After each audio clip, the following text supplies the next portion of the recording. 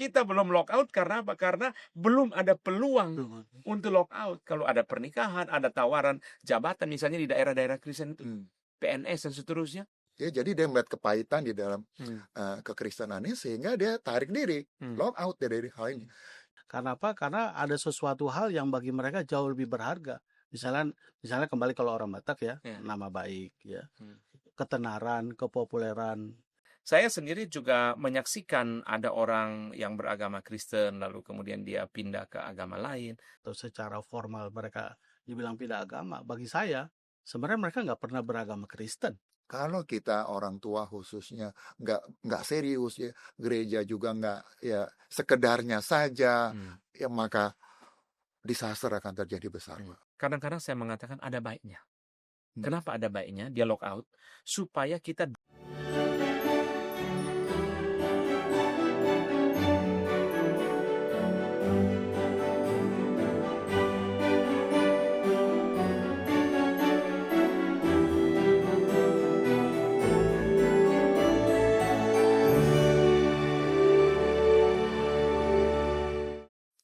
Bapak Ibu, saudara-saudara yang terkasih, berjumpa lagi di dalam Truth and Love Podcast yang diselenggarakan oleh Gary Kebunjeruk. Bersama saya, Pendeta Antoni Stephen Un. Saat ini telah bersama saya Bapak Robert Tobing dan Bapak Pahala Silalahi. Senang sekali kami berjumpa kembali di dalam Bincang Wawasan. Kali ini kami membawa satu tema yang sedikit provokatif. Artis Kristen lock out atau pindah agama. Kamu juga? Kita mau membincangkan tentang Kristen keturunan yang kadang-kadang disebut juga sebagai Kristen KTP. Dan rupanya Kristen KTP ini banyak pengertiannya. Kristen tanpa pertobatan, Kristen tanpa pelayanan, Kristen tanpa pertemuan dan sebagainya. Saya mau mulai dulu dari Pak Robert. Pak Robert lahir dari keluarga Kristen? Betul Pak, saya semua lahir dari keluarga Kristen. Kapan Pak Robert percaya Tuhan Yesus sebagai Tuhan dan Juru Selamat? Saya memperkirakan pada waktu saya mahasiswa Pak. Pada waktu saya mahasiswa, saya mengikut satu camp yang dilakukan oleh Lembaga Pelayanan Mahasiswa, dan pada saat itu ada sesi untuk melakukan pekabaran Injil. Ya, saya kemudian dilatih memakai bahan tersebut. Ya, dan nggak tahu bagaimana, begitu kan pada hari itu ada tantangan juga untuk percaya kepada Kristus, dan hari itu saya menyerahkan, saya tulis, Alkitabnya cuma hilang sekarang Pak. Ya, saya tulis, kemudian besoknya kami disuruh pekabaran Injil Pak. Ya, dan sejak hari itu kemudian saya rajin di dalam pelayanan, bahkan karena kakak saya itu rata-rata guru sekolah minggu Pak. Dan pada waktu zaman dahulu itu susah, gereja nggak punya lokal tempat. Jadi rumah saya lah salah satu dipakai untuk sekolah minggu orang sekitar rumah. Nah, dengan hal seperti itu membuat ya makin bertumbuh di dalam iman saya. Begitu ininya Pak. Iya, baik. Awalnya. Pak Pahala, bagaimana pertobatan Bapak? Saya pertama kali merasa saya orang berdosa itu waktu retret katekisasi di gereja GPIB, katekisasi untuk naik CD Pak. Saya pertama kali merasa berdosa di situ, tapi kemudian itu SMA, tapi kemudian karena tidak dipelihara dengan baik imannya mungkin gitu ya, saya hidup seperti biasa lagi ya, tapi kemudian ditangkap oleh Tuhan waktu masuk ke dalam kelompok kecil KTB di kampus, masuk ke dalam kelompok kecil. Disitulah saya mengalami pertumbuhan iman dan juga mengalami pertobatan. Pak Pahala lahir di keluarga Kristen itu, apakah Papa Mama mendidik iman Kristen pada waktu kecil? Iya, kami lahir di dalam keluarga yang Kristen. Orang tua kami cukup religius begitu ya, dan walaupun mungkin tidak sampai terlalu pelayanan seperti apa begitu, papa saya majelis juga gitu. Jadi didorong untuk bertumbuh secara iman sih iya, cuma tidak secara intensif gitu Pak. Apakah Pak Robert pernah diinjili oleh Papa Mama atau mereka belum memahami Pak soal penginjilan itu? Belum Pak, belum memahami mengenai penginjilan, tetapi mereka tadi rajin ke gereja, ya kami terus diajak untuk ke sana.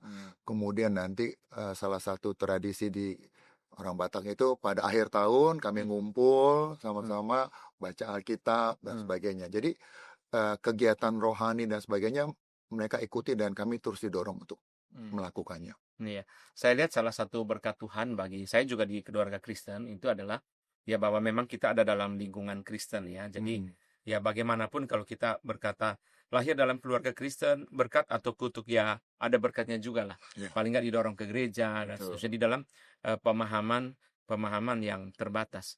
Saya tanya ke Pak Pahala. Jadi sebenarnya Pak kalau mereka Kristen ya kita tentu ya kita menghargai orang tua kita ya Pak ya. Iya. Tetapi sebenarnya di dalam keluarga besar itu kalau boleh saya tanya Pak, apa sebenarnya yang lebih ditekankan? Kerohanian atau bukan kerohanian sebenarnya? Iya, sejujurnya kerohanian adalah bagian dari kebiasaan atau habit atau bagian dari budaya di dalam keluarga kami. Jadi itu tidak menjadi sesuatu yang seperti saya di keluarga saya sekarang itu sesuatu yang militan, tidak semilitan itu. Jadi hanya bagian dari ritual. Gitu. Sehingga ketika saya pun mereka melihat ada pertobatan dari saya setelah saya mahasiswa, seperti tadi Pak Robert juga setiap tahun baru kan kita ada kebaktian keluarga. Dialihkan renungan keluarga itu saya lah jadi karena mereka melihat ada sesuatu yang berbeda. Iya. Betul. Tapi ya itulah jadi sesuatu yang bagi mereka hanya ritual. Jadi sebenarnya Pak kalau begitu berarti di dalam keluarga itu ada nilai tertentu yang diperjuangkan Pak selain kerohanian. Apa Pak nilai apa itu? Lebih ke arah nama baik keluarga. Nama baik keluarga sangat dijaga. Kebanggaan ya. Jadi sesuatu yang mereka lihat itu harus menonjol, kamu bawa nama Silalahi gitu aja. Apa kata orang lain gitu ya. Ini Silalahinya nggak bener kan begitu ya. Mereka takut dibilang seperti itu. Kalau ditanya Pak, mereka lebih takut nggak benernya apa lebih takut miskinnya Pak? Lebih takut miskin Pak. Takut miskin ya. Iya. Bagaimana dengan Pak Robert Pak? Iya, karena misalkan kalau dari kayak kami nih Pak yang tobing gitu ya, itu saya juga nggak tahu bener apa enggaknya gitu Pak, tetapi kayaknya kebanggaan tobing itu lebih gitu loh Pak. Jadi kita mesti jaga nih, kita mesti jaga. Jadi nah dan tobing karena juga tadi kalau dikaitkan dengan kekristenan ya juga sangat jadi kayaknya lebih serius gitu Pak. Ya, soal iman kan walaupun gereja pada waktu itu memang terbatas lah untuk melakukan pelayanan seperti kayak sekarang misalnya. Enggak, ya mereka sangat terbatas. Terbatas hanya kebaktian hari Minggu saja. Kemudian nanti ada persekutuan wilayah misalkan, ya, sampai terbatas di situ saja. Ya, tidak menjadi katakan pekabaran Injil ke sana kemari. Enggak. Saya mau masuk gali dulu di dalam hal nama baik dan kebanggaannya. Mungkin Pak Robert bisa bacakan untuk kita Amsal 22 ayat 1. Amsal pasal ke-22 ayat yang pertama. Ini satu ayat yang sangat bagus tentang nama baik. Amsal 22 ayat 1. Nama baik lebih berharga daripada kekayaan besar. Dikasih orang lebih baik daripada perak dan emas. Jadi tampaknya memang Alkitab sendiri juga tidak melarang kita ya menjaga nama baik gitu ya. Yang menarik dalam ayat ini adalah justru nama baik itu dikontraskan dengan kekayaan. Nama baik lebih berharga daripada kekayaan. Nah, saya mau masuk dulu kepada Pak Pahala. Apakah nama baik itu dipahami dalam konteks keluarga besar, khususnya kita dari misalnya orang Batak atau saya dari Timor atau mungkin orang Minahasa ya.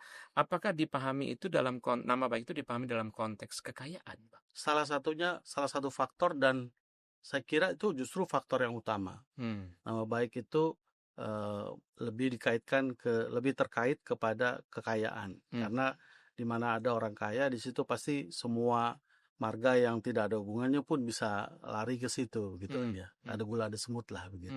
Ya, jadi itu yang utama justru menurut saya nama baik itu. Kalau di Pak Robert melihat nama baik di dalam konteks keluarga besar itu apa Pak pengertiannya? Apa yang diperjuangkan Pak? Ya, kalau saya lihat dari prakteknya, artinya pelaksanaan adat kan gitu ya, misalkan Pak ya, maka semakin besar itu pesta, maka itu akan menjadi semakin megah. Itu menunjukkan kebesarannya. Oh, oke. Ya, Iya. sehingga tadi seperti kata pahala, kalau dia kismin atau miskin gitu Pak ya, itu Ya. berat gitu Pak. Oh, Untuk oke, dihargai juga susah Iya, ya, iya. karena untuk kegiatan itu semua kan butuh rapat, butuh Ya. apa segala macam. Wah itu kan mesti ada dana dan untuk ini semua. Jadi kebesaran itu sangat terkait dengan kepunyaan dia gitu Hmm, Pak. hmm, hmm. Iya, iya. Jadi saya lihat sebenarnya kalau di dalam Alkitab itu kan nama baik kita ini sebenarnya dilekatkan kepada nama Tuhan, Pak. Hmm. Waktu kita mempunyai nama baik, maksudnya moralitas, Hmm. kesaksian hidup yang baik, itu kan untuk kemuliaan nama Tuhan. Tapi nanti kita akan kembali ke situ ya.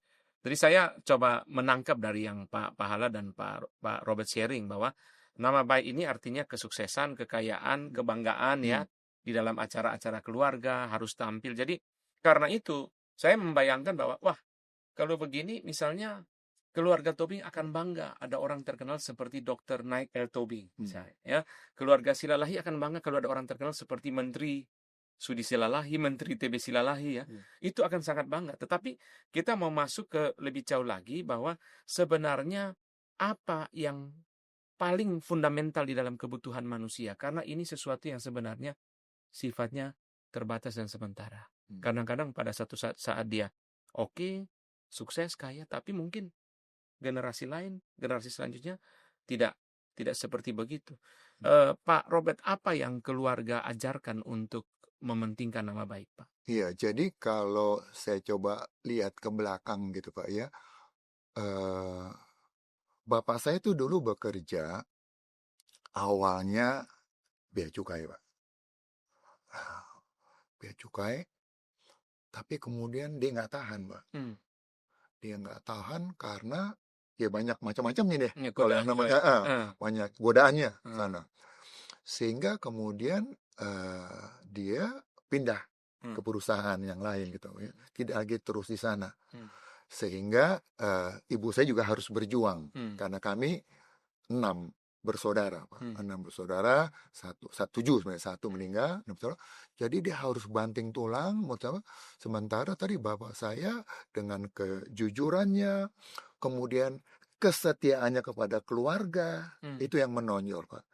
Itu yang membuat kebanggaannya, ya, walaupun karena kami bukan keluarga yang kaya, gitu Pak. Jadi kita nggak bisa nonjol untuk hal itu, ya. Tetapi ibu saya, bapak saya sangat tekankan sekolah, ya, sangat tekankan sekolah, sekolah, sehingga kami semua, puji Tuhan, ya, selesai sekolah, ada ininya, dan itulah menjadi kebanggaannya. Bapak kami setia, nggak macam-macam, gitu Pak ya. Kemudian jadi bergereja, ibu saya juga aktif di gereja, ya, setia. Itu yang menonjol Pak. Jadi kami melihat itu jadi kekuatan kami gitu. Ya, walaupun kami sederhana, kehidupannya bukan menonjol seperti yang katakan ini, tetapi ya kami happy dengan hal tersebut Pak. Pak Pahala, apa yang keluarga lakukan untuk mengajar Bapak soal nama baik? Yang paling menonjol adalah pendidikan, Pak. Oke. Ya, Iya. itu yang sangat mereka banggakan sebenarnya. Jadi ketika saya masuk sebuah kampus besar, kalau boleh sebut nama Universitas Indonesia, itu bagi mereka sangat membanggakan. Ya, kalau pergi ke pesta, saya pasti diajak. Oke. Itu kesempatan pamer gitu ya. Jadi emas yang tambahan selain emas-emas yang ada di badan ya. Dipamerin, dikenalkan gitu. Padahal saya juga nggak kenal siapa-siapa gitu kan ya. Ya. Tapi itu sesuatu yang kalau dilihat dari sisi positif bagi kami itu suatu blessing ya, suatu berkat suatu yang memang pada sampai dengan zaman sekarang pun itu sesuatu yang sangat penting kan, pendidikan sekolah ya. Jadi kami bersyukur itu jadi sesuatu yang paling utama bagi mereka. Kalau kami begitu Pak. Saya lihat Pak Pahala dan Pak Robert sama-sama dari UI. Pak Robert juga dosen di UI Pak ya. Pak Pahala juga bekerja di dunia pertambangan yang semuanya menurut saya itu sesuatu yang membanggakan Pak ya. Tetapi saya mau ke Pak Pahala, sebenarnya balik ke belakang, apa yang membuat Bapak sangat mendalam kesannya terhadap Kristus, terhadap kekristenan? Apa Pak? bagi saya apa yang saya terima itu nggak layak saya terima, Pak. Ya, dengan latar belakang keluarga yang sederhana, pendidikan yang bagi saya juga dulu awalnya sesuatu yang istimewa, tapi sekarang bagi saya sesuatu yang biasa saja, gitu. Artinya semua orang bisa berkesempatan yang besar yang sama untuk masuk UI misalnya, ya kan. Tapi bagi saya itu sesuatu yang anugerah ya, anugerah Tuhan yang luar biasa, sehingga punya orang tua yang juga sangat mengasihi kita dan sangat memperhatikan pendidikan kita, itu juga bagi saya anugerah dari Kristus yang sudah mati dan menebus kita gitu. Dan mereka juga sangat mendorong waktu saya bertobat di kampus pun mereka melihat sesuatu yang sesuatu yang baik gitu. Dan saya rasa itu juga yang Tuhan yang gerakan gitu. Sehingga ada kebaktian keluarga, ada yang hal-hal yang seperti itu, saya yang disuruh untuk membawakan renungan. Jadi memang terlatih membawakan renungan itu dari waktu mahasiswa dan kepada orang tua dan kepada saudara begitu ya. Jadi saya kira itu anugerah yang Tuhan berikan dan itulah pemberian Kristus bagi keluarga kami. Puji Tuhan ya. Pak Robert, apa yang Bapak rasakan di dalam semua ini, Pak? Iya. Jadi kalau saya Pak juga saya juga nggak tahu bagaimana gitu. Bapak saya dulu cita-citanya mau saya jadi pendeta, Pak. Oke. Ya, mau jadi pendeta. Sorry Pak Robert, itu agak aneh Pak. Biasa orang nggak mau kan. Pendeta tuh salah jalan Pak. Kalau insinyur, dokter, Iya. terus kok Papa mau? Nah, terus tapi saya nggak tanggapin, nggak apa, cuman karena saya guru sekolah minggu, waktu itu Pak sekian lama mau jadi guru sekolah minggu, udah akhirnya bapak saya nggak spesial nuntut, ayo kamu sekolah sana, enggak gitu ya. Sehingga waktu saya masuk, saya maunya ke ITB dulu Pak. ITB maksudnya bandel Pak, mau hindar dari rumah gitu. Tapi Tuhan nggak kasih, saya hanya masuk ke UI gitu Pak. Ya di situ. Karena saya dulu IPA kan Pak, IPA maunya teknik, maunya di pilot Pak. Tapi saya buta warna Pak, jadi nggak bisa jadi pilot. Ya, nah akhirnya saya ke ekonomi itu karena saran kakak saya juga dari ekonomi gitu kan. Nah jadi tetapi yang kayak dari Pak Pahala itu saya karena di situ dan di mahasiswa terus mulai aktif persekutuan dan sebagainya itu, dan saya dulu pengkhotbah keliling gitu Pak. Jadi kalau saya kerja gitu, saya kerja di kantor akuntan. Jadi saya kan kalau mahasiswa kan jam 12-an Pak, persekutuan mahasiswa. Jadi saya keluar itu dari kantor, tapi ntar saya balik lagi saya bayar gitu waktunya. Ya, itu saya lakukan akibatnya kayak Pak Pahala juga. Saya di rumah suka disuruh tuh untuk bikin renungan, untuk apa begitu ya. Itu udah kayak bagian saya. Ya, dan kemudian karena saya bekerja dan seterusnya, sampai ada suatu saat saya sekolah kan Pak, ya sekolah teologi di Warung Buncit STTRI waktu itu. Karena apa? Karena dua hal. Teman saya almarhum pendeta Mangapu segala itu kan teman saya sekolah Pak. Dia di teknik metalurgi, saya di ekonomi, kan kampusnya Salemba deket-deketan Pak. Jadi saya suka belajar malam-malam sama dia belajar metalurgi, saya belajar ekonomi kan Pak. Itu suka sama dia, kemudian di sekolah minggu sama-sama dia. Kemudian dia jadi hamba Tuhan penuh, saya di profesi kan gitu Pak. Jadi saya merasa setiap saya khotbah dan sebagainya kayaknya ada yang kurang gitu loh. Kayaknya enggak kayak ada yang kurang terus. Makanya akhirnya saya diam-diam saya sekolah teologi Pak, sambil kerja. Sambil kerja, saya sekolah teologi, selesai begitu ya, selesai sampai kemudian rupanya ini terpakai pada waktu setelah saya pensiun, UI kekurangan guru agama Pak. Dosen agama. Saya ngelamar, diterima. Nah, sejak itu saya ya mulai mengajar agama kurang lebih sekarang sudah 3 tahun. Ya, jadi nggak tahu visi yang Bapak saya terima tentang saya, tetapi karena saya lakukan begitu ya di dalam pelayanan, saya jadi majelis di gereja. Kemudian karena saya zigzag Pak, zigzag ke para church, kemudian ke ganti-gantian gitu Pak ya, lakukan sehingga dengan pelayanan seperti itu memaksa kita harus belajar. Dengan itu saya lihat kemudian imannya terus bisa bertumbuh, bisa terus katakan ya sampai sekarang Tuhan pimpin. Saya Bapak tadi sebut Pak Mangapul ya, itu saya ingat kesaksian beliau yang saya nonton di internet. Pendeta Mangapul Sagala, bagaimana beliau terima Tuhan Yesus melalui KKR Pendeta Stephen Tong di Gunung Sahari ya, tahun 70-an. Itu sangat indah, kesaksian yang sangat memberkati saya, karena Pak Mangapul sampaikan, almarhum sampaikan bahwa firman Tuhan berbicara menurut beliau Pak Tong Khotbah dari Mazmur 90. Panggilan Tuhan untuk berjuang bagi perkara-perkara yang kekal. Dan waktu dipanggil untuk terima Tuhan Yesus, Pak Mangapul bilang, saya dari HKBP, nggak bisa maju-maju ke depan. Tapi waktu dia ngomong begitu, Pak Tong dari mimbar, ya, tanpa tahu gitu langsung ngomong, kalau Tuhan panggil, jangan keraskan hatimu, segera maju. Dan dia maju, dan dia pulang tuh dia sukacita. Pulang tuh sangat sukacita, sampai Pak Mangapul katakan beliau jalan kaki dari Gunung Sahari sampai Percetakan Negara. Rumah kakak perempuannya di situ. Dan dia bangun jam 4 pagi memuji Tuhan. Baca Alkitab. Jadi kita melihat bahwa bagi saya juga secara pribadi, hal yang sangat berharga ketika Tuhan memberikan kepada kita anugerah-anugerah ini.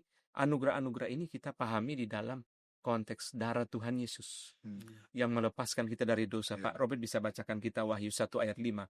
Itu salah satu ayat yang sangat memberkati saya. Wahyu 1 ayat yang tinggi. Wahyu 1 ayat 5. Dan dari Yesus Kristus, saksi yang setia, yang pertama bangkit dari antara orang mati, dan yang berkuasa atas raja-raja bumi ini. Bagi Dia yang mengasihi kita, dan yang telah melepaskan kita dari dosa kita oleh darahnya. Tuhan Yesus mengasihi kita dan melepaskan kita oleh darahnya. Itu luar biasa. Bahkan seperti tadi Pak Pahala juga singgungnya, itu luar biasa. Karena kita orang berdosa yang terikat oleh dosa bisa dilepaskan oleh darah Tuhan Yesus. Ini yang boleh kita katakan ya, ini adalah berkat Tuhan yang sangat luar biasa Tuhan berikan kepada kita. Nah, saya mau masuk kepada Pak Pahala. Pak Pahala percaya Tuhan Yesus dan kemudian bertumbuh ya, dan sekarang mempunyai pekerjaan yang sangat baik ya, boleh dibilang sangat membanggakan keluarga. Bapak setelah bertumbuh ini melihat nilai hidup di mana? Apa Nilai hidup yang maksudnya? nilai hidup Bapak? Oke. Dengan tentu saya percaya penghasilan yang juga tidak sedikit ya, kesempatan bekerja di luar negeri waktu panjang sekali. Iya. Bagi saya dengan usia dan kondisi sekarang, nilai hidup saya adalah bagaimana saya berbagi kepada orang lain, Pak. Kenapa? Karena seperti khotbah Pak Anton sendiri, kita tuh hutang Injil. Kita sangat berhutang, dan sampai seperti apapun jungkir balik sampai kita mati pun nggak akan bisa kebayar hutangnya. Dalam perjalanan tadi ke airport kantor istri saya untuk ke regional, saya ada Pak Daniel dan Pak satu lagi, saya bilang, mereka bicara soal hutang Injil. Saya bilang hutang Injil tuh nggak bisa kebayar, Pak. 10 kali 100 kali KKR regional juga nggak bisa sebenarnya. Karena apa? Karena ditagih terus gitu. Betul. Ditagih itu sama malaikat. Ada dua yang nagih kalau menurut saya ya. Ini pemahaman saya. Pertama oleh malaikat, kamu udah hutang bayar gitu. Nah, yang kedua oleh setan, Pak. Ditantang, mana kamu bisa bayar nggak itu hutang itu? Kan kamu nggak akan bisa bayar. Sehingga itu tantangan yang kedua, atau debt collector yang kedua, itu setan itu pasti akan mengejek kita. Kamu nggak akan pernah bisa bayar. Sehingga orang bilang percumalah ngabarkan Injil. Udah itu situasi juga tidak mendukung kita ya di beberapa daerah di Indonesia kan begitu.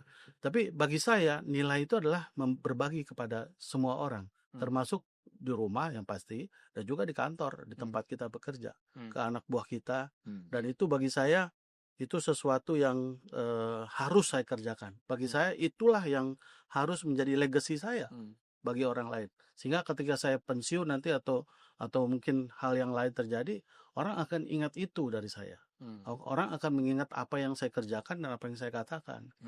Setiap pagi ketika setiap pagi 7:30 pasti itu saya kumpul dengan semua tim saya, ada 23 orang. Itu saya 5 menit pertama itu saya selalu sampaikan hal-hal yang kadang-kadang khotbahnya Pak Anton hari Minggu saya bawa. Hmm. Walaupun mereka sebagian besar di kantor saya itu yang Kristen cuma 10%, kurang dari 10% malah. Hmm. Jadi itu sesuatu yang bagi saya harus bagikan, nggak tahan saya untuk nggak bagi gitu. Saya harus bagi. Dan bagi saya nilai hidup adalah berbagi, sama seperti Kristus, dia memberikan nyawanya malah buat kita. Betul. Gitu, Pak. Memang saya kenal Papa Hala dari pelayanan-pelayanan KKR regional ya. Berbagi firman, berbagi Injil, berbagi kasih Kristus, berbagi kebenaran. Apa Pak Robert yang Bapak sebenarnya kalau kita lihat di dalam konteks keluarga besar kan Pak Robert sudah sangat membanggakan ya, lulusan UI, dosen UI, lulusan luar negeri Pak ya. Anak-anak juga boleh dibilang luar biasa. Apa Pak yang membanggakan Pak? Nilai yang Bapak pegang dalam pandangan Bapak? Iya. Jadi Pak, kalau saya coba banding ya, karena saya kan dulu bekerja, saya sambil dosen, sambil kerja di swasta kan Pak. Saya 25 tahun saya kerja di accounting firm, which is kita kerja dari pagi itu ya sampai ke pagi gitu loh. Ya, seperti itu. Kemudian dan itu 20 tahunan saya kerjain begitu Pak. Ya, sehingga cukup apalah begitu ya. Kemudian tapi memang sambil jalan itu juga puji Tuhan, saya masih bisa melakukan juga pekerjaan-pekerjaan Tuhan. Tadi ngajar sekolah minggu, bahkan kemudian kami bikin retreat di Kernolong. Iya, di Kernolong dengan Pak Mangapul. Nah, kami bikin retreat, kemudian kita undang gereja Pagaran itu cabang-cabangnya Pak. Kita undang gitu, tapi sampai kemudian kita marahin gitu Pak. Karena pada zaman dulu kita nggak kenal yang namanya persekutuan, nggak ada ya. Tapi kami kerjakan, dan karena di sana kita sudah mengerti yang namanya pertobatan, khususnya kan Pendeta Stephen Tong kan sudah ada panggil calling, itu kan sudah ada kedengaran, dan itu kita lakukan Mbak. Kita lakukan, tetapi kemudian ini musuhin, tetapi kami terus jalan, dan semangat itu terus kami rasakan, atau saya rasakan, karena waktu Pendeta Stephen Tong mulai di Granadas, kami sudah ikutin Mbak, terus sampai ke apa namanya Jalan Arjuna nih, Kampus Mas, terus kami ikutin terus. Jadi spirit api itu terus ada gitu, sehingga di dalam berbagai keterbatasan juga tetap masih kami kerjakan Pak. Maksudnya saya kerjakan terus, apakah itu melalui perkantas misalkan ya, atau melalui SU Scripture Union, itu juga dilakukan. Jadi sambil bekerja, sambil ini bisa terus dikerjain gitu Pak. Bisa dikerjain, puji Tuhan, kayaknya bisa terus gitu dilaksanakan. Ya, tetapi memang kesini makin melihat, khususnya pas melihat, katakan saya mulai ngajar agama, kemudian lihat mereka banyak yang dari daerah, ya. Waktu kita ngomong tentang Injil nggak banyak mengerti, wah itu jadi makin sedih gitu loh Pak. Ya, ini mereka masuk ke universitas yang bagus, yang apa, tapi nanti 4 tahun lagi kuat nggak nih mereka? Jadi, nah itu juga sudah saya lihat waktu saya 2008 Pak. 2008 saya menjadi wakil rektor di salah satu universitas Kristen Indonesia di sana. Itu hati saya waktu kan wisuda 1000-an Pak. Betul. 1000-an.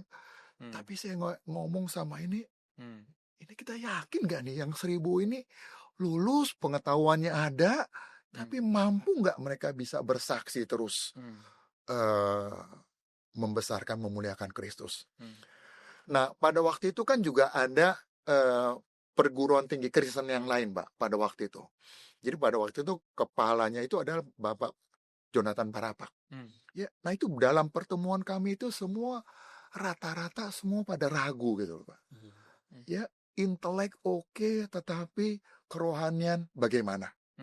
Ragu. Dan itu yang terus katakan membuat saya begitu katakan untuk terus mencoba gitu ya. Saya waktu itu pakai jalur perkantas pelayanannya, dan ada mulai dibentuk alumni. Ya, alumni. Nah, di situ saya banyak masuk situ Pak, pelayanan alumni. Habis alumni selesai, saya masuk ke keluarga. Sekarang saya sama Pak Jonathan Parapak masuk yang namanya organisasi yang kami buat live namanya Pak, Lembaga Integrated Enrichment Family. Ya, kita mencoba memperkaya keluarga, karena seperti yang kemarin kita berdoa tuh, waduh, persoalan-persoalan keluarga itu nggak habis-habis dan makin kompleks, makin apa. Eh, jadi ini yang apa namanya, api ini yang memang terus akhirnya memberi warna di dalam kehidupan saya, dan saya dengan istri saya terus kami coba lakukan, Pak, pelayanan-pelayanan seperti ini. Itu yang boleh dibilang sangat bermakna ya Pak ya. Betul, Pak. Sangat indah. Pak Robert, Pak Pahala, saya coba search di ChatGPT Pak ya. 30 alasan artis Kristen murtad, atau istilah anak sekarang lockout ya. Pindah agama kepada agama lain gitu. Bermacam-macam gitu ya. Tetapi kita semua tahu yang paling populer pasti pernikahan, gitu kan? Paling populer pernikahan. Saya sendiri juga menyaksikan ada orang yang beragama Kristen lalu kemudian dia pindah ke agama lain. Saya nggak tahu, mungkin Pak Pahala, Pak Robert juga ada pengalaman itu gitu ya. Nah, saya mau mengajak bapak-bapak berdiskusi bahwa sebenarnya ketika seorang itu dia sudah sungguh-sungguh ditebus oleh darah Kristus, sungguh-sungguh diselamatkan. Seharusnya dia punya pemahaman yang kuat, pertumbuhan, bahkan tadi Pak Pahala juga sampaikan, Pak Robert juga sampaikan, berbagi, sehingga opsi itu mestinya tidak ada, Pak. Opsi untuk lockout itu. Bagaimana pandangan Pak Pahala? Bagi saya, kalau mereka sudah terbukti lockout, dari awalnya memang itu masih jadi opsi, Pak. Nah, itu masih jadi opsi. Karena apa? Karena ada sesuatu hal yang bagi mereka jauh lebih berharga. Misalnya kembali kalau orang Batak ya, nama baik ya, ketenaran, kepopuleran ya. Kemudian yang pasti mengikutinya yaitu harta, ya kan, uang ya, yang berlimpah. Dan itu bagi saya itu adalah tanda bahwa mereka sebenarnya nggak pernah bertobat sebenarnya.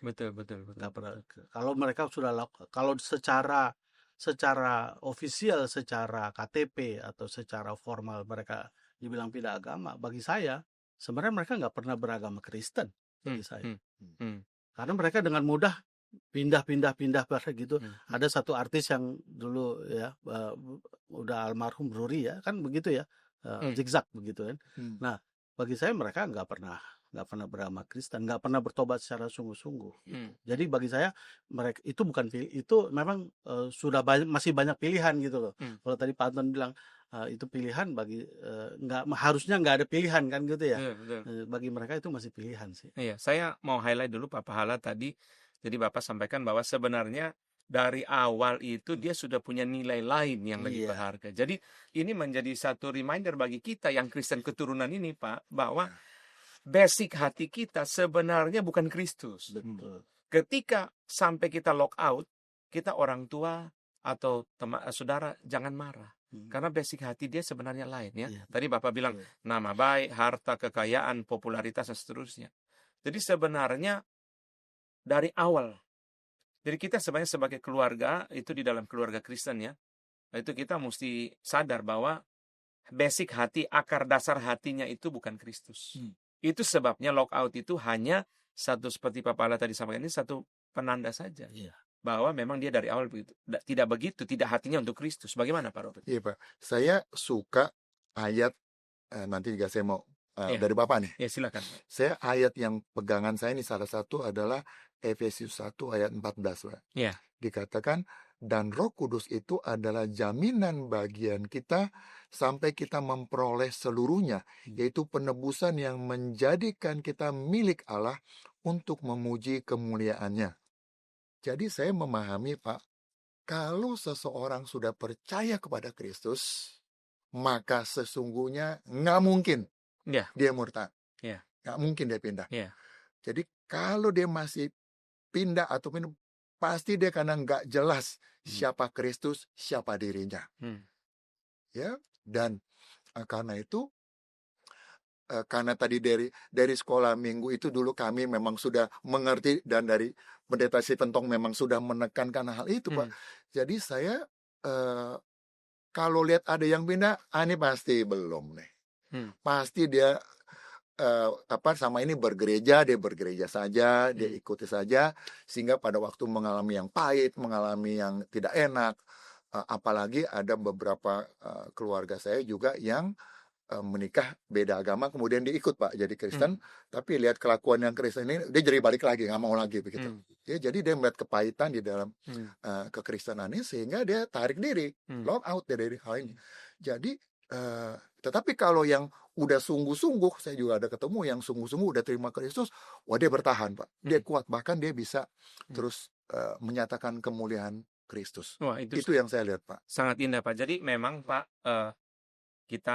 saya mau bilang begini. Jadi ketika ada anggota keluarga kita, kenalan kita yang lock out gitu ya, juga mungkin orang-orang terkenal gitu, pada satu sisi kita sedih dalam pengertian kan dia sudah beragama Kristen kok tidak sungguh-sungguh percaya ya. Tapi pada sisi yang lain kita harus mengerti bahwa kadang-kadang saya mengatakan ada baiknya.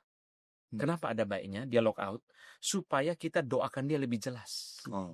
Karena selama dia Kristen, kita terkesan dia Kristen ke gereja. Lalu kita kurang mendoakan dia bahwa dia belum diselamatkan. Ini pertama. Kedua juga saya mau memberikan pesan kepada kita keluarga besar. Kita sendiri hati-hati. Karena kalau kita basic hatinya masih uang seperti Papa Hala tadi bilang, masih nama terkenal, popularitas, one day kita juga lock out Pak. Iya kan?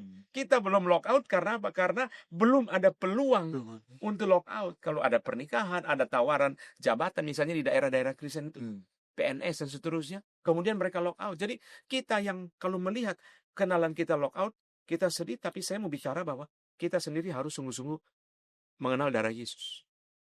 Kalau tidak, basic hati kita Kristen ke gereja, tapi sebenarnya tidak. Kita hatinya uang, hatinya mamon, hatinya popularitas, hatinya kebanggaan, kekayaan, hatinya diri. Tuhan itu diri kita. Jadi ya nanti one day giliran kita juga akan lock out. Giliran kita juga akan lock out. Nah ini sebenarnya baik ya, diskusi ini sangat penting untuk kita. Nah saya melihat bahwa sangat penting kita, saya nggak tahu di dalam keluarga Kristen generasi keberapa, tapi betul-betul kita mau datang kepada Kristus sebagai Tuhan dan Juru Selamat kita. Karena ketika kita percaya Tuhan Yesus sebagai Tuhan dan Juru Selamat, yang mati di kayu salib menanggung dosa kita, menebus kita, Roh Kudus pasti tinggal dalam diri kita, Bapa pasti memelihara kita. Jangankan bilang tawaran kekayaan, militer pun tidak bisa bikin kita lock out.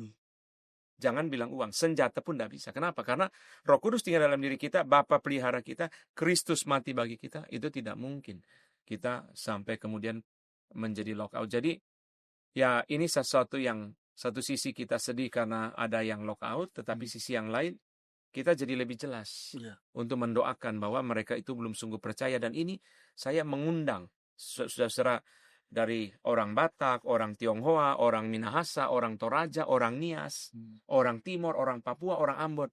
Kebanyakan kita, termasuk saya Pak, keluarga Kristen. Banyak juga keluarga saya yang KTP, Kristen tanpa pertobatan, Kristen tanpa pertumbuhan, Kristen tanpa pelayanan, hatinya sebenarnya uang.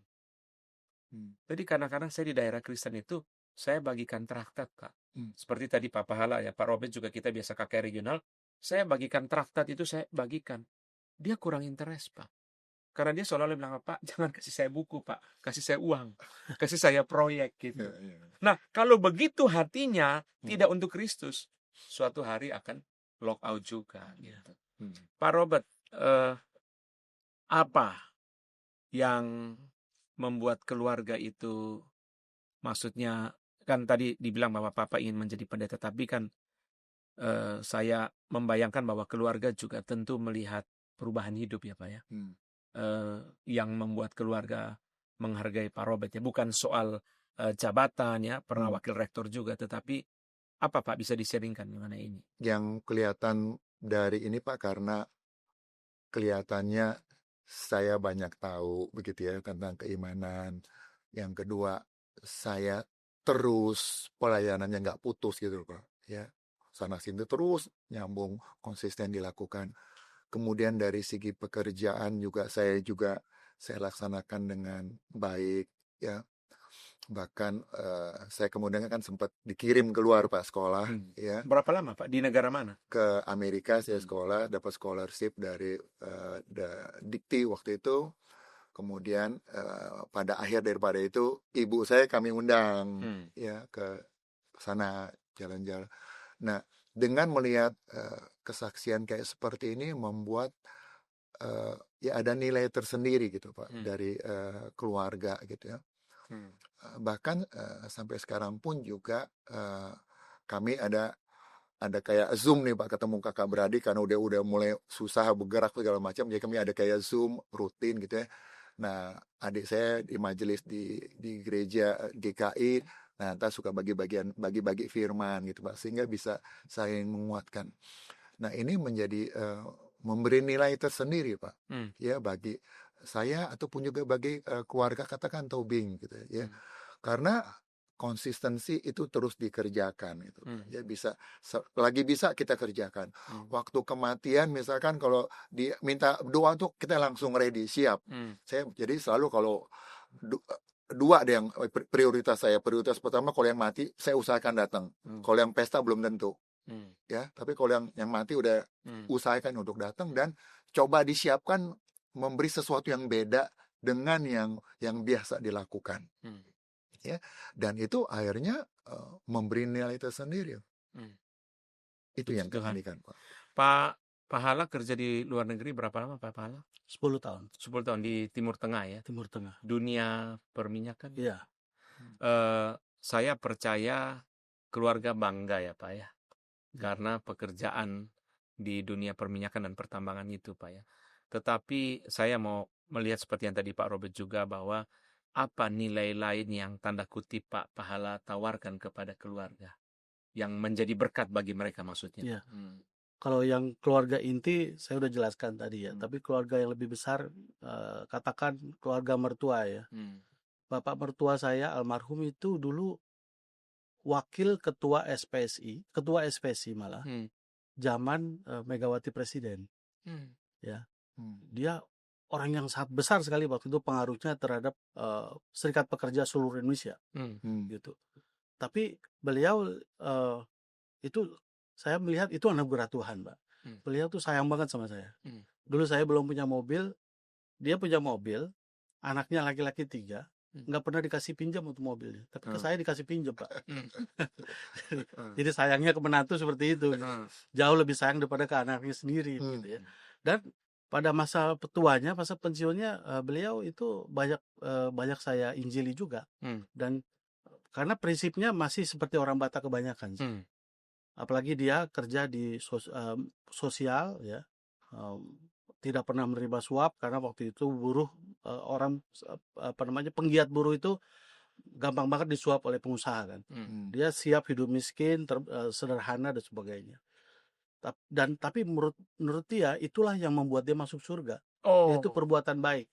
Nah akhirnya itulah saya dan istri menginjili. Pada waktu dia udah pensiun, banyak di rumah kami sering datang dan kami injili. Anak saya Samuel itu juga kan berkobar-kobar, opungnya pun diinjili sama dia. Puji Tuhan. Ya, jadi udah belajar nginjili orang tua, tapi dengan ini ya, dengan bagaimana pergumulan yang gak mudah sebenarnya. Dan itu diterima gitu. Ada arisan dari keluarga mertua, saya juga jadi pembicara, gitu ya. Padahal di situ ada penatua-penatua dari gereja macam-macam, gereja-gereja HKBP dan gereja yang lain. Tapi itu bagi saya itu anugerah dan kesempatan yang sangat besar, dan kalau saya ingat sekarang itu kadang-kadang terharu ya Pak, terharu karena itu luar biasa, kesempatan yang sangat luar biasa untuk boleh memberitakan Injil kepada orang-orang keluarga sendiri atau keluarga besar malah gitu. Jadi bagi saya itu sesuatu yang begitu indah sih sebenarnya Pak. Ya. Puji Tuhan ya. Pak Robert boleh bacakan untuk kita Efesus 2 ayat 8 dan 9. Efesus pasal kedua ayat 8 dan 9. Sebab karena kasih karunia kamu diselamatkan oleh iman. Itu bukan hasil usahamu, tetapi pemberian Allah. Itu bukan hasil pekerjaanmu, jangan ada orang yang memegahkan diri. Nah, saya mau menyambung dari yang Pak Pahala tadi sampaikan, bahwa kita diselamatkan itu bukan perbuatan baik. Kita diselamatkan itu anugerah Tuhan, yaitu darah Yesus yang ditumpahkan di kayu salib. Tuhan Yesus menanggung dosa kita, sehingga kita beroleh pengampunan dosa. Tuhan Yesus mati dan bangkit, sehingga dosa kita ditanggung di kayu salib, kita dibebaskan dari hukuman neraka. Itulah yang memberi kepada kita hidup baru. Jadi hidup baru itu bukan karena kita memperoleh jabatan, memperoleh kekayaan, memperoleh pekerjaan yang mendatangkan uang banyak dan nama besar dan seterusnya, ya. Pak Robert punya kakek yang pertama itu adalah Bapak almarhum Raja Fontas Ya, Bantobi. Bantobi. Itu orang Batak mesti tahu ya, Pak. Nah, itu semua kita syukuri. Bukan berarti bahwa podcast kita ini, ini menjadi podcast ekstrim, menentang nama baik, ya, inginkan semua orang Batak miskin, semua orang Timur, orang Minahasa miskin. Bukan. Tapi kita mau katakan bahwa bukan itu yang paling utama. Kalau itu yang paling utama, tidak heran kita akan lock out. Betul. Tapi karena Kristus, darah Kristus yang membasuh kita, itu yang membuat kita mempunyai pengharapan di dalam hidup kita. Pak Robert, apa pesan Bapak untuk anak-anak yang lahir dalam keluarga Kristen di luar sana? Apa yang Bapak mau sampaikan? Iya, saya berpikir bahwa sangat penting sekali buat para orang tua untuk memperhatikan kerohanian lebih besar daripada katakan soal pendidikan ataupun hal-hal yang lain. Harus. Yang kedua adalah ya karena gereja kenyataannya juga seringkali pendeta begitu sibuk, begitu majelis juga mungkin karena bermacam-macam kesibukan soal jarak dan sebagainya, maka orang tua harus ambil bagian ya dengan serius. Saya ngelihat juga kadang-kadang orang tua ya waktu saya lihat gitu selain pada sekolah Kristen gitu ya, bergantung kepada dia sibuk dengan kerjanya terus saja ya, nggak mau kasih waktu untuk ke sana. Itu yang saya lihat. Kalau saya bercermin ke diri saya juga dulu, jangan-jangan ada hal-hal seperti itu ya, karena tuntutan kerja sedemikian banyak, kurang memberi perhatian yang intens ya, sehingga ada pemberontakan dan sebagainya. Jadi saya ngelihat ini yang harus menjadi fokus utama kepada para orang tua. Memberi perhatian lebih banyak, mendoakan, kemudian tadi mempertanyakan seberapa jauh iman yang mereka ini kan. Dan itu karena saya juga ada ngajar di sini Pak, yang remaja, itu yang saya lihat ada kayak kekurangannya gitu. Ya, sehingga waktu ngajar ini ataupun saya di mahasiswa saya ngajar itu banyak nggak taunya ya, ikut katekisasi tetapi terlalu sedikit ya, apalagi banyak lagi yang gereja ya katekisasi ya udah kayak sekedarnya gitu loh Pak. Ya dia bolos apa sekali karena kasihnya begitu menonjol ya, jadi nggak serius yang enggak ya. Itu saya lihat bagian yang harus dari segi gereja harus merubah dan banyak fokus ke sana gitu ya, supaya ke depan dengan medsos yang juga isinya macam-macam, wah itu buat saya juga sangat meresahkan gitu. Saya ngeliat situasi medsos ya yang masuk macam-macam yang nggak beres, dan itu lebih banyak daripada yang beresnya. Gereja produksinya lebih sedikit dibandingin yang di sana. Jadi dia punya pilihan macam-macam. Nah, kalau kita orang tua khususnya nggak serius ya, gereja juga nggak ya sekedarnya saja, ya maka disaster akan terjadi besar. Saya sangat ini sekali. Saya tertarik sedikit Pak Robert sebelum ke Pak Pahala. Jadi jangan-jangan Pak ya, jangan-jangan ini ya, gereja-gereja kita di daerah ini Pak juga ternyata nilai utamanya kebanggaan kekayaan Pak. Robert lihat begitu? Iya, bisa jadi pesta, Pak. Iya. Gelar. Benar. Iya. Kami kami rasakan itu Pak. Kan saya di Scripture Union Pak. Kita ada terbitin santapan harian Pak. Ya. Kemudian kita lakukan juga baca gali Alkitab untuk para hamba-hamba Tuhan Pak.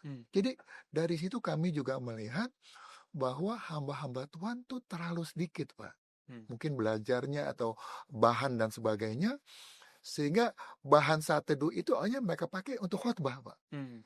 Sehingga membuat kami juga, aduh ini juga kurang ya kalau hamba Tuhan juga sedikit, bagaimana mau dia bagikan kepada jemaat Hmm. Ya, itu yang membuat kami juga, ayo deh, ya, nggak bisa lagi bergantung kepada hamba Tuhan saja, tapi jemaat harus punya kesadaran anak anugerah Tuhan untuk keluarga, maka kita harus ambil bagian lebih besar Hmm. daripada katakan gereja. Harus, Hmm. nggak ada jalan yang lain, Pak. Hmm. Itu yang saya pikirkan. Pak Pahala, apa pesan Bapak untuk anak-anak yang lahir di keluarga Kristen, keturunan dari daerah? Mereka harus belajar dari teladan. Hmm. Ya, karena apa? Karena saya selalu ngajarkan gitu. Kita bisa ngasih pengajaran, kasih firman, tapi kalau nggak kasih teladan, mereka bilang omongan kita omongan kosong, gitu ya. Jadi saya rasa integritas antara apa yang kita katakan dengan apa yang kita perbuat itu jauh akan lebih powerful, jauh lebih berkuasa, ya. Dan saya kira Roh Kudus akan jauh lebih senang memakai itu daripada cuma kita sekedar berkata-kata ngasih ajaran-ajaran kepada mereka, gitu ya. Sebagian dari anak buah saya dan dulu maupun sekarang itu ada yang Kristen dan mereka sangat kesulitan sekali mendapat firman. Yang pertama saya selalu setiap pagi saya bagi firman kepada mereka. Walaupun mereka sudah nggak di tempat saya, ada yang sudah di Cina, ada yang sudah di Batam, sudah luar kota dan sebagainya.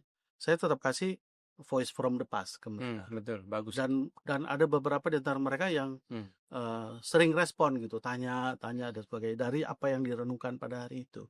Dan saya kira dari situ mereka juga akan belajar dan saya selalu doakan supaya mereka bertumbuh ya. Karena saya nggak tahu persoalan mereka, kehidupan mereka, pekerjaan mereka apa, ya, ada pergumulan apa dan pekerjaan kan nggak selalu bisa komunikasi gitu karena kesibukan. Dan saya kira di tengah-tengah keluarga juga begitu. Apa yang kita perbuat mestinya ada dua sih menurut saya. Pertama, mereka harus melihat bagaimana kita mengasihi, bagaimana kita menyatakan kasih kepada mereka. Mereka harus melihat itu. Yang kedua, bagaimana mereka melihat bagaimana kita mengatasi konflik, atau orang Kristen menghadapi konflik seperti apa, atau kalau bisa konflik dihindari. Ya misalnya orang tua saya udah nggak ada, dua-dua mertua juga sudah nggak ada. Konflik orang Batak pasti soal warisan, pasti soal warisan. Potensi itu saya dengan istri sudah doakan sejak lama, 10 tahun yang lalu waktu orang tua masih hidup semua, masih 4-4-nya hidup. Dan akhirnya setelah kita doakan, kita putuskan bahwa kita nggak untuk menghindari konflik, karena di keluarga besar kita semua begitu Pak. Warisan itu udah pasti jadi buat bahan berantem. Waktu orang tua hidup, anak-anaknya damai. Waktu orang tuanya nggak ada, anaknya berantem. Nah, untuk menghindari itu ya kita bikin surat, bahkan kita sudah konsultasi ke ahli hukum waris di Indonesia, seorang Chinese, dan sampai dia bingung. Baru kali ini ada orang yang nolak warisan katanya. Bapak Ibu nolak warisan karena orang tua berhutang, karena hutang kan diwariskan juga ya secara hukum ya. Ya betul. Enggak ada hutang, malah mereka ada aset dan sebagainya. Jadi baru kali ini saya lihat ada orang nolak warisan katanya. Ya, tapi kita serius Pak, saya bilang. Supaya apa? Supaya konflik itu tidak terjadi dengan saudara-saudara. Karena itu sangat pahit sekali. Bahkan sampai ada keluarga bapak saya itu sampai ke Mahkamah Agung. Karena kakak beradik begitu terus gitu ya. Sampai ke Mahkamah Agung, sampai semuanya udah nggak ada, akhirnya kan jadi bingung harus seperti apa begitu ya. Jadi bagi saya mereka harus belajar bagaimana mengatasi konflik. Bagaimana orang Kristen menghadapi konflik itu penting. Saya kira itu tema yang sangat penting dan mungkin harus kita pikirkan juga. Karena apa? Mau nggak mau kita pasti ketemu konflik lah. Itu aja sih Pak. Baik, terima kasih Pak Pahala, Pak Robert. Bapak Ibu saudara sekalian, di dalam kesempatan yang berbahagia ini, izinkan saya di bagian akhir dari podcast ini berbagi satu hal yang sangat penting. Kita sudah mendengarkan perbincangan dari kedua bapak ini, bahwa betapa kita sekalipun Kristen keturunan, tapi kalau kita tidak sungguh-sungguh percaya kepada Tuhan Yesus sebagai Tuhan dan Juru Selamat, kita sesungguhnya belum pernah menjadi orang Kristen. Saya juga seperti saudara, lahir dalam keluarga Kristen, tetapi baru umur 18 tahun, saya sungguh-sungguh percaya Tuhan Yesus sebagai Tuhan dan Juru Selamat. Saya mau berbicara kepada saudara di berbagai daerah di seluruh Indonesia, bahkan di luar negeri. Mungkin saudara orang Batak, orang Tionghoa, orang Toraja, orang Nias, orang Timor, orang Minahasa, orang Papua, dan seterusnya. Kita banyak yang lahir dalam keluarga Kristen, tapi kita belum diselamatkan. Kita sesungguhnya masih hidup dalam dosa. Kita belum mengalami darah Yesus. Di dalam kesempatan yang berbahagia ini saya undang, mari datang kepada Tuhan. Saya akan membimbing saudara untuk menerima Tuhan Yesus sebagai Tuhan dan Juru Selamat, supaya mengalami makna hidup yang sejati, seperti yang dialami oleh Pak Pahala, oleh Pak Robert, oleh saya sendiri. Saya mengundang saudara. Saudara berkata, saya orang berdosa, Pak. Sekalipun saya lahir dalam keluarga Kristen, saya belum diselamatkan. Hati saya masih uang, hati saya masih untuk nama, hati saya masih untuk diri saya. Saya saat ini juga mau menerima Tuhan Yesus sebagai Tuhan dan Juru Selamat. Karena saya percaya Tuhan Yesus mati di kayu salib, menanggung dosa saya, menanggung hukuman saya, dan sudah bangkit untuk memberikan hidup yang baru kepada saya. Kalau saudara berkata demikian, mari bersama dengan saya. Saudara ikuti saya berdoa. Saya membimbing saudara untuk menerima Tuhan Yesus sebagai Tuhan dan Juru Selamat. Mari kita tundukkan kepala. Saudara ikut saya berdoa kalimat demi kalimat. Bapa dalam surga, saya berterima kasih pada saat ini Tuhan memberikan kesempatan. Saya boleh mendengarkan firman Tuhan melalui percakapan yang sangat indah. Saya mengaku, sekalipun saya orang Kristen, lahir dalam keluarga Kristen, tetapi saya belum diselamatkan.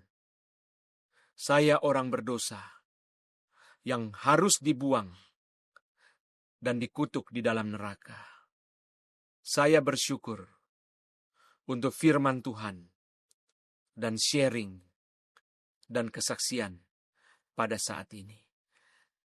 Saat ini saya mau menerima Tuhan Yesus sebagai Tuhan dan Juru Selamat saya. Saya percaya Tuhan Yesus mati di atas kayu salib, menanggung dosa saya, menanggung hukuman saya. Saya percaya Tuhan Yesus sudah bangkit, memberikan hidup yang baru kepada saya, dan pasti memberikan hidup yang kekal. Saya menerima Tuhan Yesus sebagai Tuhan dan Juru Selamat saya. Kiranya Roh Kudus tinggal dalam hati saya, memimpin saya menjadi anak Tuhan, setia kepada Tuhan, takut kepada Tuhan, sampai selama-lamanya. Dalam nama Tuhan Yesus, saya berdoa. Amin. Saudara bisa membaca Alkitab setiap hari, sehingga saudara bertumbuh. Saudara bisa mengikuti khotbah-khotbah dari Gary Kobenjeruk yang sangat banyak, baik khotbah 1 menit maupun khotbah yang panjang di YouTube Gary Kobenjeruk. Saudara bisa ikuti untuk pertumbuhan saudara. Saudara bisa berdoa seperti tadi yang diseringkan oleh bapak-bapak ini, sehingga boleh semakin mengasihi Tuhan. Saya minta Pak Robert untuk menutup podcast kita hari ini di dalam doa. Bapa kami yang ada di dalam surga, kami mengucap syukur Tuhan oleh anugerah-Mu, oleh pimpinan-Mu. Kami bersama-sama boleh melihat ke belakang apa yang sudah Tuhan kerjakan dan apa yang perlu kami kerjakan ke depan. Tuhan, kami berdoa untuk setiap saudara yang sudah menerima Kristus. Kiranya Tuhan tolong, Tuhan pimpin untuk langkah-langkah mereka ke depan. Untuk mereka yang belum, mereka masih ragu, kami berdoa kiranya Roh-Mu yang kudus boleh menuntun, memimpin mereka. Supaya pada satu hari mereka boleh sungguh-sungguh menyerahkan diri kepada Tuhan. Kami berdoa juga Tuhan untuk para remaja, para pemuda yang juga mungkin terombang-ambing di dalam pilihan agama. Tuhan kami mohon supaya Roh-Mu yang kudus boleh berbicara kepada setiap daripada mereka umat pilihan-Mu ini. Supaya pada satu hari kelak mereka boleh datang kepada Tuhan, mengaku percaya kepada Tuhan Yesus sebagai juru selamat pribadi satu-satunya. Kami menyerahkan ini semua ke dalam tangan Tuhan. Pimpin terus langkah-langkah kami ke depan ya Tuhan. Dalam nama Tuhan Yesus kami berdoa dan mengucap syukur. Amin. Amin. Terima kasih Pak Robert untuk waktunya, Pak Pahala. Terima kasih untuk perbincangannya. Demikian podcast Truth and Love kali ini. Sampai bertemu di dalam seri berikutnya. Tuhan memberkati.